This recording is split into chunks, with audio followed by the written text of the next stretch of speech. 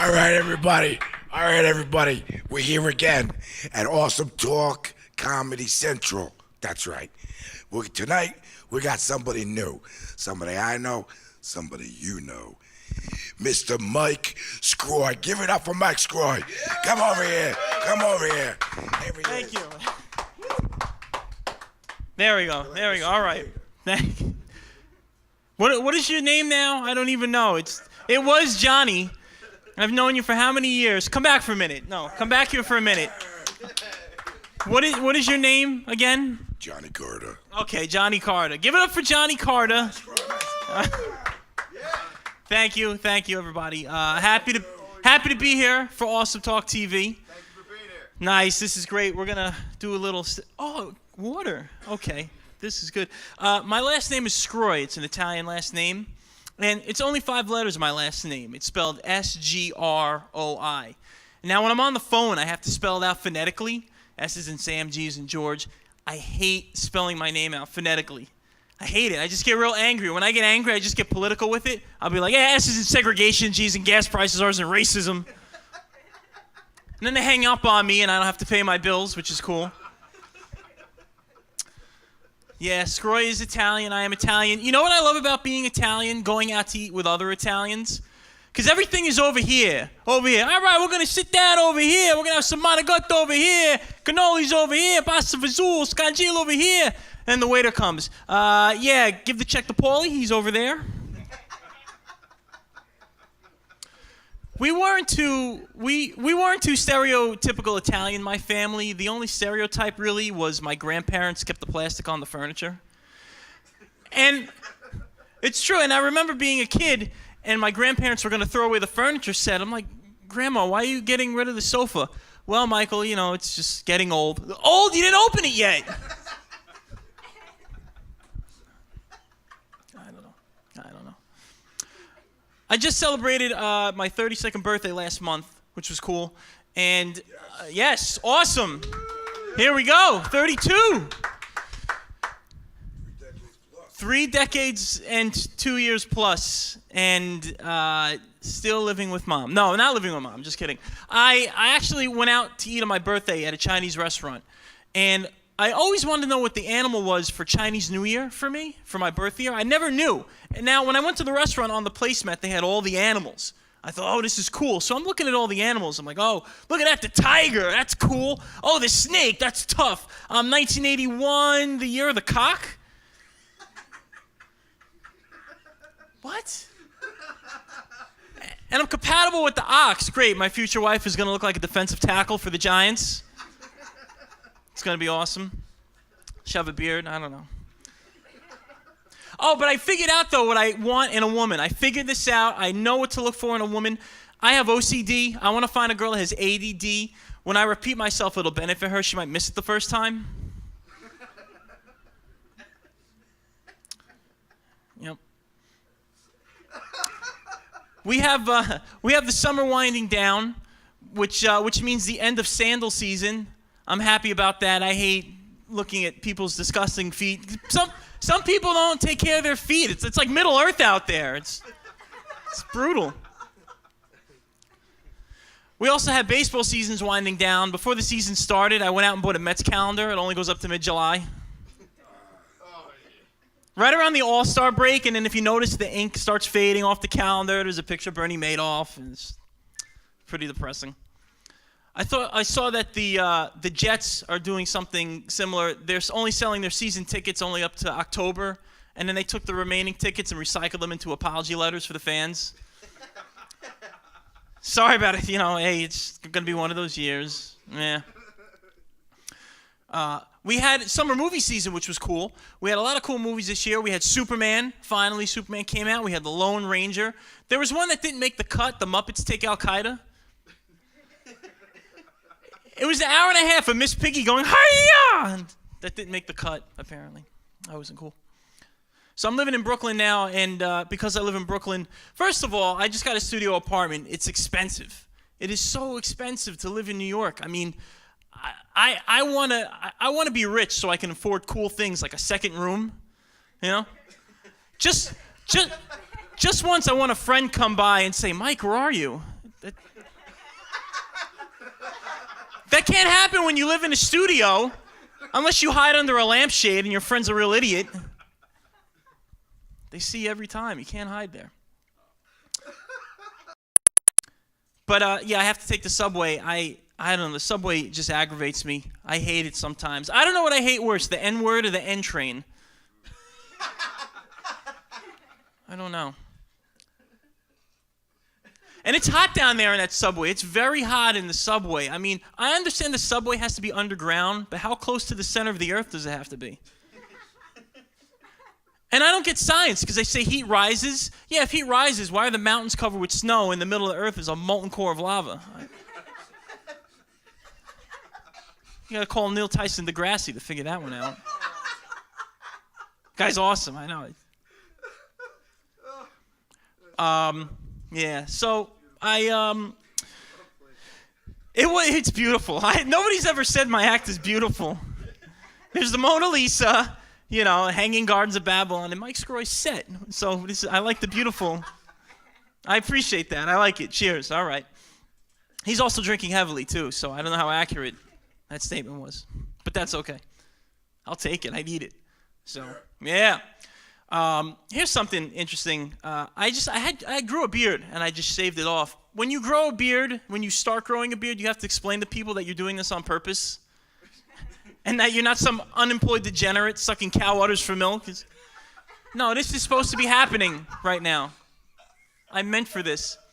I grew it to the point, I moved on. There's different stages. Early on, you look like an unemployed private detective, And then you get to the next step, which is you could pass as an actor between roles. No, I grew this for a movie. This is for a movie, I swear. I watch a lot of TV, and see, now he's making me laugh because he knows he's heard this a million times, this material. This is fun. I watch a lot of TV, and I was watching there was a commercial for Tylenol. Tylenol likes to make real-life situations. They try to make it look like a real-life situation. They always do. And the thing is that they're not doing a good job. In the commercial, they'll have a husband and wife sitting at the counter. They're about to go out, and the wife's like, "Oh, honey, I can't go to the party." Well, why not? I just have a headache. Well, here, take some Tylenol. They'll cut to the next scene, and the couple's walking to the party. They go. The husband walks into the front door of the party. The wife is about to walk in. Now, here's where the realism ends. She turns and breaks the fourth wall and says, "Thanks, Tylenol." That doesn't happen in real life. If you're going to a party and your girlfriend turns around, "Thanks, Tylenol." Honey, who are you talking to? How many Tylenol did you take? I don't see anybody. There's also, alcohol has interesting commercials. They have Johnny Walker. Johnny Walker tries to be very sophisticated. I don't know about you. How many sophisticated drunks do you know? It's a couple. And they're all here. And they're But really, Johnny Walker's supposed to be very sophisticated. Now, in the commercial, their campaign slogan is Johnny Walker, keep walking. And they have people in the 1800s, big tough guys, chopping down trees, building log cabins. Johnny Walker, keep walking. Then they have troops in World War II storming the beaches of Normandy. Johnny Walker, keep walking. Now, let's be realistic. That's not what keep walking means. Keep walking is what you tell your friend at the end of the night when you want to get home. Come on, the car's right there. Keep walking. Keep walking. We're almost there. And then at the end of the commercial, they had the Wright brothers on the first flight. I don't know about you, but after a few Johnny Walkers, I don't know how successful that flight would have been. You got the plane flying upside down, going backwards. That counts. That's flight, I think. Here's a big one, Trojan condoms. Now, this is an important product, obviously. Bad name for a condom. Let's break this down for a minute. If anybody knows the story of the Trojans, it's all the little soldiers got into the big wooden horse, entered through the gates, and then all the little soldiers came out. What does that tell you about the condom you're wearing? They lost that war. First of all, I don't want to wear those. I want to wear something tough. I want to wear Spartans, Sparta! Girlfriend will be laying in bed all freaked out. Mike, this is supposed to be a romantic night. No, this is Sparta! That kick her to an endless hole. I got to stick with the movie. It's like the movie, dear. It's just like the movie. Before I go, the one thing I wanted to say is I had to do a babysitting. Friends of mine, they have a son. He's about 8 years old. They said, "Listen, Mike, do you mind coming by watching the kid? We got to run out for about an hour. We can't find a sitter." I was like, "Okay, no problem." And then they said, "Listen, if you're hungry, help yourself to anything you want to eat in the house." And I said, "That's great. I'm starving. You don't have to pay me. Just feed me." So I go over there, and I'm hanging out. And, an hour goes by. They didn't come back. 2 hours go by. Still didn't come back. They're on 3 hours. They're not home. And I'm starving because there's no food in the house. There's just none. And I'm getting pissed. Now, there's a little 8-year-old kid here, and I can't curse in front of this little kid. So I just try to say the most G-rated thing I could think of. And I'm just like, "You son of a lactose-intolerant bank teller." This little cute 8-year-old kid looks up to me innocently and says, "What the fuck was that?" Thanks, guys. Thanks for having me. I'm Mike Sgroi. All right.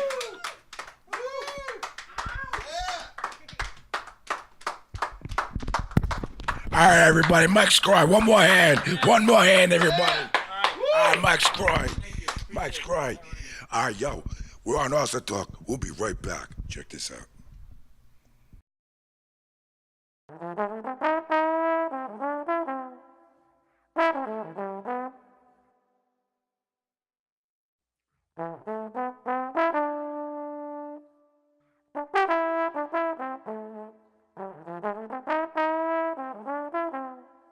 All right, everybody, we're back on Awesome Talk TV. We got Mike Sgroi. Mike Sgroi just did a fucking hilarious stand-up. Thank you. Bro, like, where does all that shit come from? It's just anything I've.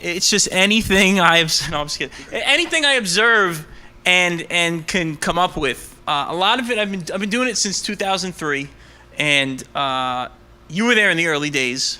I'm acting oblivious, but he was there. We've been through everything. Well, we go back before I answer the question, because I respect your question and we're gonna answer it. But we would go back to the Halloween show we did back. I forget who was running it. It was a dinner party. We won't say the name. I won't say the name, copyright. But you played Frankenstein. Yes, I did. And I had the lead somehow. I don't know how. I played the nerd robot. I turned out to be a robot, and that's how we met. And we've been friends ever since. One of the funniest things you did that I saw was when we got yelled at by the director. When this happens, you need to be here, and this and that, blah blah blah blah. And then he walked away, and we all just kind of stood there, the actors. And then Johnny turns to everybody and says, "And that's how a bill becomes a law." so that's where we go. So we go, yeah. Since 2003, I've been doing stand-up, and it's any ideas I can notice and come up with, and then you have to continually work it and bang it into shape. It's like if you have, I don't know, those people who used to work with metal. It's all machines now. We don't need people to do anything, but they used to, yeah, like blacksmiths, or even, people it's a blacksmith. That's what it is. It's an African-American smith. Have we been canceled?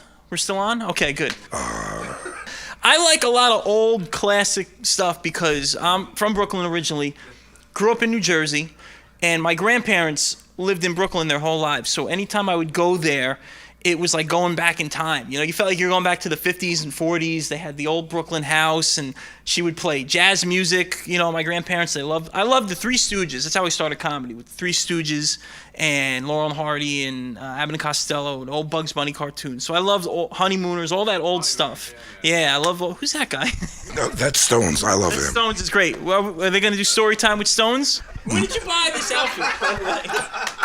Mike, I think it's wonderful. It's wonderful. You're not answering my question. I decide who asks the questions here. No, I also write for a comedy website, americascomedy.com. I'm so used to asking questions, so this is weird for me. Whoa, I just got burned. It just got hot. It just got hot. Continue, because we're interested. I didn't go to 10 years of dwarf medical school to be called happy. Let's talk about this show. No, but seriously. Her name was Miss Horatio. Miss Horatio got married. Her last name, I believe, became Mrs. Heynigger. Now, we were doing, I don't know what it was. This is in high school. My friends were hosting some kind of talent show. They're on stage. There was a talent show. My friends are on stage, and they had to introduce her. So this is true. So my one friend goes to read her name. And he's looking at the card, and he sees how it's spelled. Heynigger, and he's like, Miss Heiniger? And he said it quick. And she came out, and that was her name. So that's the story of Miss Horatio becoming Miss Heiniger. We got some cool cats here that you really want to hang out with. The sandwich was an untouched cheesesteak sandwich with mushrooms, onions, beautiful chipotle mayo sauce on a bun that's soft on the inside, hard where it needs to be. Just food. I haven't heard him. He must be working. I haven't heard from him forever. Fuck him. Everybody's dead now. Like, what's this guy gonna talk about? But if you're trying to get into comedy or some kind of artistry, you have to do all your art outside of work, whether it be music, writing, comedy, filming, acting, all the creative stuff. You got to do it outside of work until it pays the bills. In entertainment, it's like your next day of work is another audition. Oh, it's like I have my day job, which takes up the majority of the day. There's stand-up I'm going after. Then there's the comedy website I write for. And then I work with some guys on some film work. We've been shooting. We shot a fan film of the movie, the video game, The Last of Us, and then we shot a sequel. And that the first one blew up. We got a lot of views online on that. But the point is that you have to do all these things around your job, and there's just like no time to even just like watch a football game. Crazy. Well, if you wanna follow me, I'm on Twitter, Mike Sgroi, MikeSgroi 21. That's on Twitter. So at Mike Sgroi. Facebook, I'm on Facebook. I don't think. Yeah, you could probably look me up. I don't know what the privacy settings are. So, but I don't know. I mess with all that stuff. You get all those ads and everything. So, no, there is no privacy. So Facebook, I'm on. Reverb Nation for music, make hip hop, make beats. Mike Sgroi Music. ReverbNations.com/Mike Sgroi Music. And you have an official site too, don't you? I have my website, MikeSgroiProductions.com. Go to americascomedy.com to look up the interviews I do. There's a lot of very good interviews on there, but we have a talented staff. That's an up-and-coming website, and we need your money.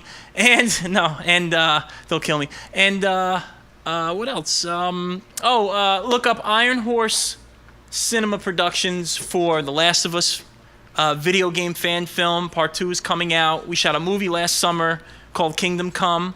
So that'll be coming out, and then we've done some like small commercials and stuff like that. So it's a whole mess of stuff just to get into. I'm doing a show in October at Otto's Shrunken Head in New York. We're getting all that scheduled out, and it's just hitting up mics. It's just hitting up all the mics you can get on, and whatever else is available. Just got to make it happen. Mike, it's not just because I like you and you're my friend. I've known you for 20 years.